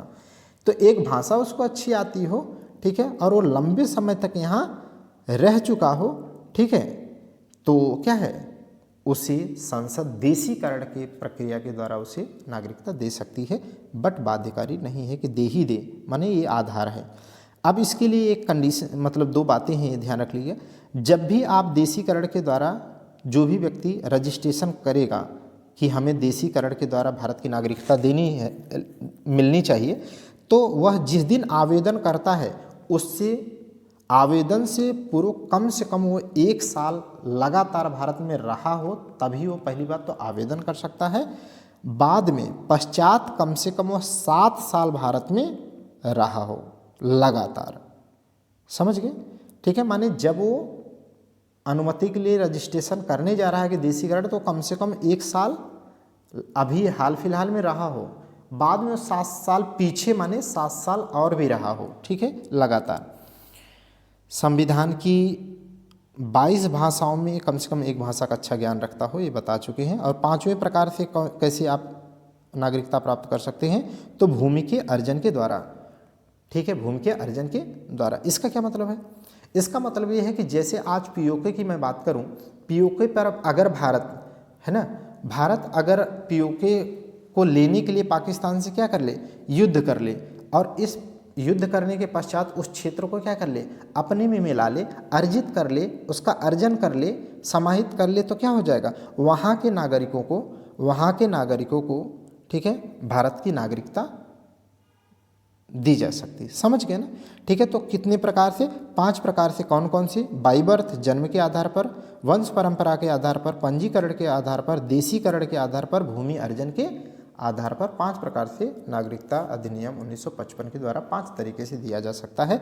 रट लो भैया, ठीक है, सो नहीं। अब अगला देखते हैं, नागरिकता से संबंधित प्रमुख जो अनुच्छेद है, मैं रटा देता हूँ, आप रट लो भैया, मैं बताता हूँ, आप रट जाएंगे। देखो इधर अनुच्छेद 5, अनुच्छेद 5 क्या कहता है, और अनुच्छेद एक मैं कहानी की तरफ बताता हूँ, आप समझ जाओगे। देखो जैसे देश आज़ाद हुआ, ठीक है, तो एक सवाल है कि जो भारत में उस समय हैं, भारतीय जब संविधान लागू हुआ तो जो हैं उनको नागरिकता मिलना चाहिए। दूसरा, आज़ादी के बाद न जाने कितना ट्रांजिशन पीरियड आया, ठीक है, कि कुछ लोग पाकिस्तान जाना चाहते थे, वहाँ गए, मन न लगा, यहाँ आ गए। कुछ लोग पाकिस्तान में थे, उनका मन नहीं लगा, उन्हें लगा कि भारत सिक्योर है ना, ऐसी स्थिति रही होगी। अच्छा, कुछ लोग अंग्रेजों के द्वारा गिरमिटिया, ठीक है, गिरमिटिया मजदूर के रूप में पनामा, ठीक है, नेहरू, या विश्व के अफ्रीका, दक्षिण अफ्रीका, माने विश्व के अलग अलग हिस्सों में क्या है, मजदूर के रूप में ले गए थे। आपको याद है ना, वही गिरमिटिया मजदूर के लिए ही तो गांधी जी साउथ अफ्रीका में लड़ रहे थे, ठीक है, जो गन्ने की खेती के लिए यहाँ से अंग्रेज ले गए थे, उनका शोषण करते थे। माने जो भारत के बाहर आज़ादी के दौरान, जो उसके पहले अंग्रेजों द्वारा भारत के बाहर ले गए थे, लेकिन अब वो आज़ाद हो गया भारत, उस समय तत्काल न आ सके, अब वो बाद में आना चाहते हैं, तो क्या उनको मिलनी चाहिए कि नहीं मिलनी चाहिए? माने सोचा तो जाना चाहिए ना उनके बारे में, यही सब है। अब आप समझो, देखो अनुच्छेद 5, अनुच्छेद 5 क्या कहता है, संविधान के प्रारंभ से नागरिकता, माने संविधान जिस दिन लागू हुआ उस दिन जो भारत की भूमि में रह रहा है, या माने उस दिन से किसी का जन्म हुआ, या जिस दिन लागू हुआ उसके पीछे 5 साल से अगर कोई भारत में रह रहा है, दिन माना जाएगा, ठीक है, दिन माना जाएगा कि वह भारत का ही है, उसे नागरिकता दी जाएगी। माने संविधान के लागू होने के दौरान अनुच्छेद 5 के तहत नागरिकता का प्रावधान है, ठीक है। और अनुच्छेद 6 क्या है, अनुच्छेद 6 क्या है, यह कहता है कि देखो यहाँ बस एक चीज़ याद रख लेना, पाकिस्तान से भारत को, माने पाकिस्तान से भारत को, जो पाकिस्तान से भारत में आया हो, प्रव्रजन करने वाले नागरिकों के संबंध में नागरिकता का प्रावधान है। और अनुच्छेद 7 क्या है, अनुच्छेद 7 कहता है, ठीक है, कि पाकिस्तान को प्रव्रजन करने वाले, पाकिस्तान को प्रव्रजन करने वाले माने भारत से पाकिस्तान गए होंगे, भारत से पाकिस्तान या भारत का वो क्षेत्र जो पंजाब, जो था तो भारत का है लेकिन वो अभी क्या है, पाकिस्तान में है, पाकिस्तान में चला गया, ऐसे लोगों के बारे में। अब ध्यान से समझो कैसे आप रट पाओगे, 6 से और 7 में कन्फ्यूजन नहीं होगा, कभी नहीं होगा, कभी नहीं। जैसे भारत की एक संस्कृति है अतिथि देवो भवः, अतिथि देवो भवः, माने मैं अब आपसे इसी कॉन्सेप्ट कहता हूँ, एक व्यक्ति जो भारत से पाकिस्तान गया अब आ रहा है लौट के, उसकी बात है, और एक व्यक्ति जो पाकिस्तान से भारत आ रहा है पहली दफ़ा। आप बताओ किसी पहले आप गले लगाओगे, कहोगे कि अतिथि देवो भव, तो पहला क्या है, पाकिस्तान से भारत आने वाले, माने पहले भारत को जो पाकिस्तान से आ रहा भैया मैं उसी पहले गले लगाऊं, क्योंकि अतिथि देवो भव। तो अनुच्छेद 6 में क्या है, पाकिस्तान से भारत आने वाले, जबकि 7 में है पाकिस्तान को गया होगा बंदा, लेकिन वहाँ पर उन्हें समझ में नहीं आया, दिन वो पुनः वापस लौट करके भारत आए, ऐसे लोगों के लिए अनुच्छेद 7 के तहत जो है नागरिकता का प्रावधान है। अनुच्छेद 8 की बात कर लो, ठीक है। अब देखो, जो पाकिस्तान गए या पाकिस्तान से आए उनका तो हला भला हो गया, लेकिन अभी मैंने बताया ना कि अंग्रेजों द्वारा जो विश्व के अलग अलग हिस्सों में ले गए थे भारतीयों को, अब वो क्या करेंगे भाई, उनको नागरिकता दोगे कि नहीं दोगे? उन्हीं के बारे में है आर्टिकल 8, अनुच्छेद 8, भारत के बाहर रहने वाले नागरिकों के, ठीक है, भारत के नागरिकों की नागरिकता का प्रावधान अनुच्छेद 8 में है। उम्मीद करता हूँ आपको बहुत अच्छे से याद हो रहा होगा। अनुच्छेद 9 मोस्ट इम्पॉर्टेंट, ऊपर के सभी आर्टिकल में है अभी तक, ठीक है। 9 ये कहता है कि कोई भी नागरिक अगर स्वेच्छा से विदेशी नागरिकता को ग्रहण कर लेता है तो भारत की नागरिकता स्वतः ही समाप्त हो जाती। ये इंपॉर्टेंट है, स्वतः शब्द माने इसका क्या मतलब है? इसका मतलब ये है कि व्यक्ति ए ने अमेरिका में जा कर के 12 बजे रात को 26 जनवरी 2026 को, ठीक है, मान लो शाम 4 बजे वह नागरिकता ग्रहण करता है ऑफिशियली, तो भारत में बताने की कोई आवश्यकता नहीं है। वह व्यक्ति की भारत में नागरिकता 26 जनवरी 2026 को शाम 6 बजे, जो दिन होगा, जो तारीख होगी, जो टाइम होगा, उस समय स्वतः ही समाप्त मानी जाएगी। यही बस इम्पॉर्टेंट है। उम्मीद करता हूँ आपको याद हो गया होगा, ठीक है। अगला देखिए, अगला अनुच्छेद 10 देखिए। अनुच्छेद 10 कहता है कि किन हालातों में किसकी नागरिकता बनी रहेगी। इस बात को एकदम सिंपल लेमन लैंग्वेज बता रहा हूँ कि देखो, 9 में कहता है ना कि उसकी नागरिकता चली जाएगी, लेकिन 10 ये कहता है कि किसी व्यक्ति की किन हालातों में नागरिकता बनी रहेगी। इसका मतलब ये है 10 में, ठीक है, अनुच्छेद 10 ये कहता है कि नागरिकता के अधिकारों का बना रहना माने कैसे बना रहेगा, कब तक बना रहेगा। इसमें एक पॉइंट और भी निकल के आता है। इसका मतलब यहाँ से ये भी होता है कि किसी भी व्यक्ति की नागरिकता समाप्त की जाएगी तो वह संसद के कानूनी या विधि का पालन करते हुए ही की जा सकती है, अन्यथा नहीं की जा सकती। ये बात इससे निकल के आती है अनुच्छेद 10। अगला 9 के बाद मोस्ट इम्पॉर्टेंट आर्टिकल है, इसे आप रट लो, 9 और 11। अच्छे लोग जो होते हैं वो विकल्प नहीं छोड़ते, सब रटाए। अरे भाई बताओ ना, 5 क्या, संविधान लागू होने के दौरान 6 क्या है, अतिथि देवो भाई देव भव, पाकिस्तान से आओ भाई ना प्रव्रजन करो। 7 क्या है, भारत से पाकिस्तान को प्रव्रजन करने वाले। 8 क्या है, भारत के बाहर विश्व के अलग हिस्सों में, भाई बताओ ना। 9 क्या है, स्वतः समाप्त हो जाएगा अगर कहीं की नागरिकता ग्रहण करोगे।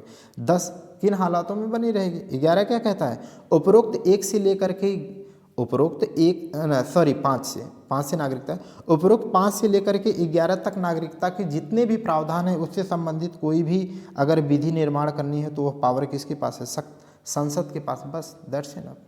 सबसे इंपॉर्टेंट पॉइंट 11, दूसरा 11 था, याद हो गया आपको। मैंने सभी शक्तियाँ क्या है नागरिकता संबंधी कौन बनाता, किसके पास है, संसद के पास है, ठीक है। यही तो था, इतना क्यों दिमाग लगाना है, रट गया। आगे देखिए, नागरिकता का अंत। अब ये देख लीजिए कि नागरिकता का अंत भारतीय संविधान में प्रावधान क्या है। तो 3 प्रकार से भारत के किसी भी नागरिक की नागरिकता चली जाएगी, माने उसका अंत हो सकता है। यह फ्लो चार्ट आपके लिए बहुत खूबसूरती से बनाया गया है, ठीक है, आप ताकि अच्छे से रट सकें। देखो, पहला आधार है सरकार द्वारा वंचित कर दिया जाए, माने सरकार ही क्या है, सरकार ही संसद की विधि के अनुसार क्या कर दे, आपको वंचित कर दे कि मैं जाओ आपकी नागरिकता छीन लेता हूँ, ठीक है। अभी देखते हैं कि छीनने का आधार क्या होना चाहिए, क्या है, लिखा क्या है, वो बात की बात है, लेकिन वो कर सकता है। दूसरा ग्राउंड क्या है, दूसरा आधार क्या है, अगर कोई व्यक्ति अन्य देश की नागरिकता स्वेच्छा से ग्रहण कर ले तब भी तो उसका अंत हो जाएगा, जैसा अनुच्छेद 9 में है, ठीक है। तीसरा ग्राउंड क्या है, नागरिकता का परित्याग कर देने पर। एक तो व्यक्ति क्या है, स्वेच्छा से किसी अन्य का क्या है, नागरिकता ग्रहण कर लिया, ठीक है, आपका परित्याग नहीं किया था लेकिन वहाँ का ग्रहण किया इसलिए अपने आप चली गई। लेकिन एक व्यक्ति क्या है, वो बोल रहा है नहीं तुम्हारी नागरिकता मुझे चाहिए नहीं, हटाओ, परित्याग मैं करता हूँ, तुम्हारे देश की नागरिकता नहीं चाहिए। समझ गए ना। तो इस तरह 3 ग्राउंड हैं, लेकिन अब याद रखना, आप ध्यान से समझो, ठीक है। यहाँ पर यह है कि सरकार द्वारा वंचित तो किया जा सकता है नागरिकता से, लेकिन उसका ग्राउंड क्या है, ऐसे मनमानी नहीं, तानाशाही देश में नहीं है भैया। भारत देश की यही खूबसूरती है डेमोक्रेसी की कि यहाँ तानाशाही नहीं है। बताना पड़ेगा किन आधार पे आप उनको नागरिकता से वंचित कर रहे हो, नहीं सुप्रीम कोर्ट क्या करेगी, आपकी खिंचाई कर देगी। ठीक है, तो सरकार द्वारा वंचित किए जाने के क्या ग्राउंड है, आधार है, इन्हें रट लो। यहाँ से सवाल आते हैं भाई। यूं ही कोई चीज़ हैंड रिटन लिखने में शौक नहीं, ना मेहनत जाया करने में है, इसलिए रट लो। एक ग्राउंड है संविधान के प्रति अनिष्ठा। ठीक है, अगर आप संविधान के प्रति अनिष्ठा, आप ये कहते हैं कि मैं संविधान को नहीं मानता, संविधान का अनादर करते हैं, भैया उस संविधान को भारत की जनता ने ही तो पावर दी है। इसका मतलब भारत की जनता को ही आप स्वीकार नहीं करते भाई। ठीक है, इसलिए आपको यहाँ की नागरिक होने के क्या ही मतलब है, समझ गए। इसलिए तो संविधान की अनिष्ठा मत करना। इसीलिए तो इसी में आता है ना, राष्ट्र के तिरंगे का आप मान मत करना, नहीं आपकी नागरिकता जा सकती है। ठीक है, दूसरा ग्राउंड क्या है, युद्ध काल में शत्रु की सहायता करना।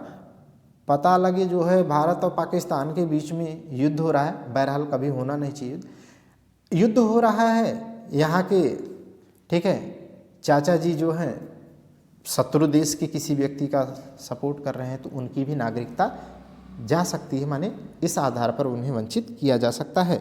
अवैध तरीके से नागरिकता प्राप्त, अवैध तरीके से अगर किसी ने नागरिकता प्राप्त की है तो भी उसे वंचित किया जा सकता है। अगला देखो तो भाई, है ना, आपके लिए है, भारतीय स्त्री द्वारा अगर विदेशी से विवाह कर लिया जाए, ठीक है, जैसे आजकल कनाडा जाने का बहुत है ना,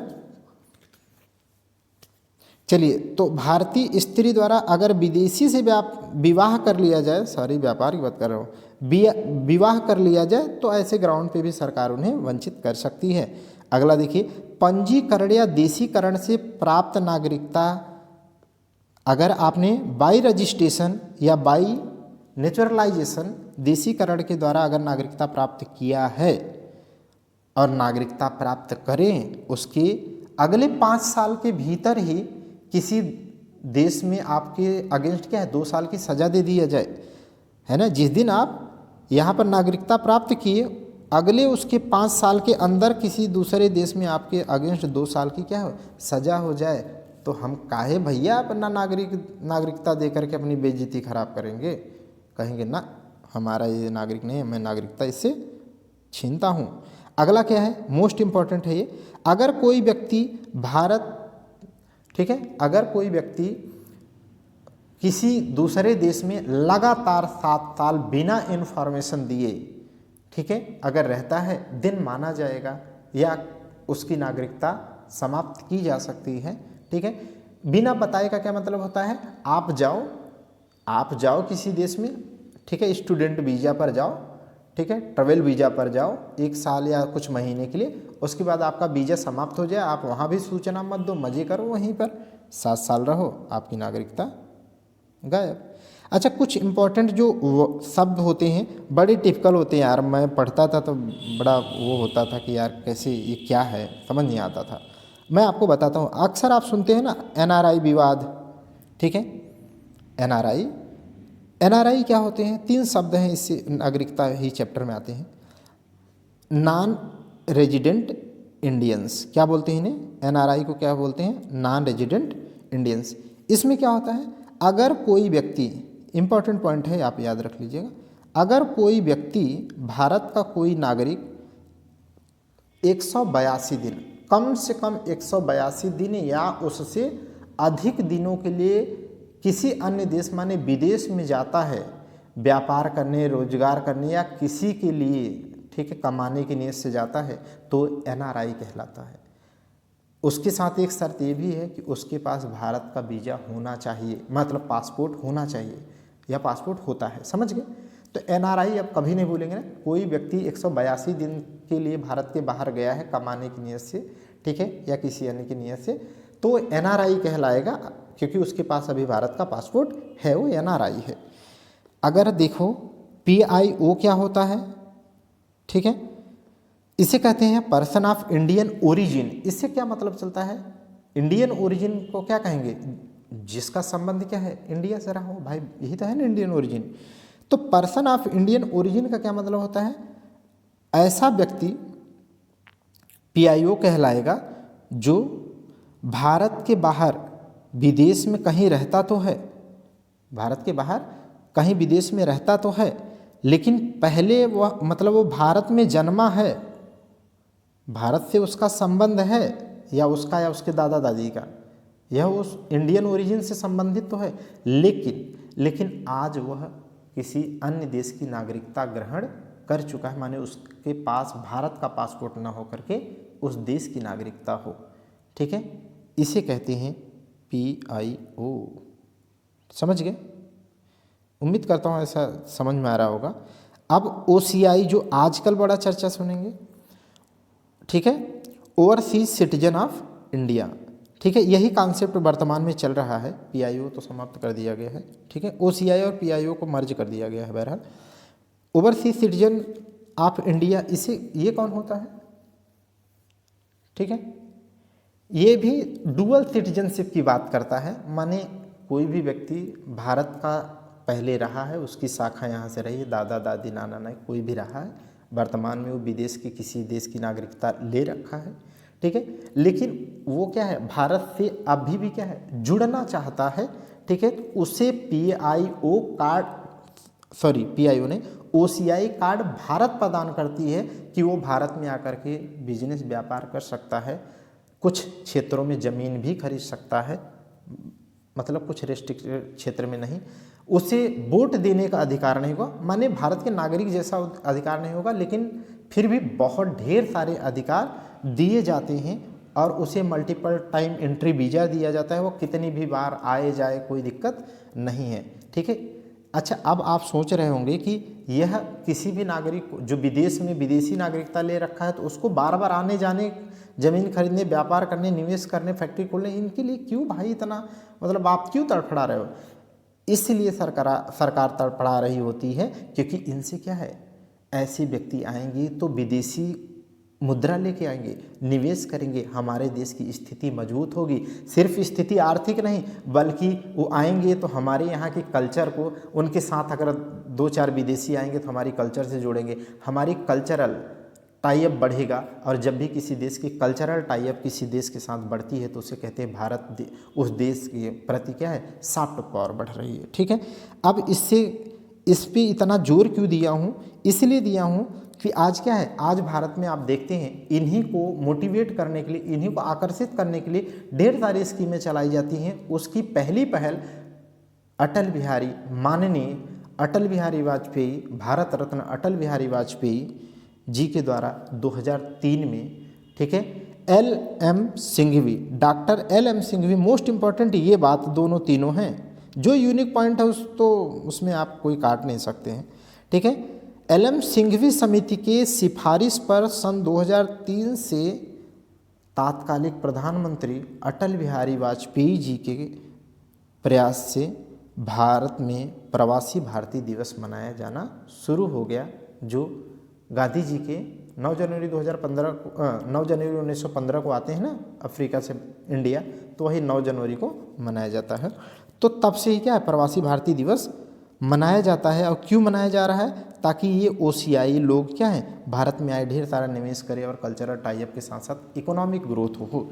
ठीक है, तो इस प्रकार हम लोग इस पूरे चैप्टर को कंप्लीट कर चुके हैं। उम्मीद करते हैं कि आपको समझ में आया होगा। और हाँ, एक बात ये है, अगर आपको समझ में वाकई में आता है, आप मेरे साथ अच्छा पढ़ के महसूस करते हैं, तो आप ज़रूर थोड़ा कमेंट कर सकते हैं, शेयर भी करेंगे तो थोड़ा मोटिवेशन मिलता है। चलिए इतना ही आज के लिए। Thank you class.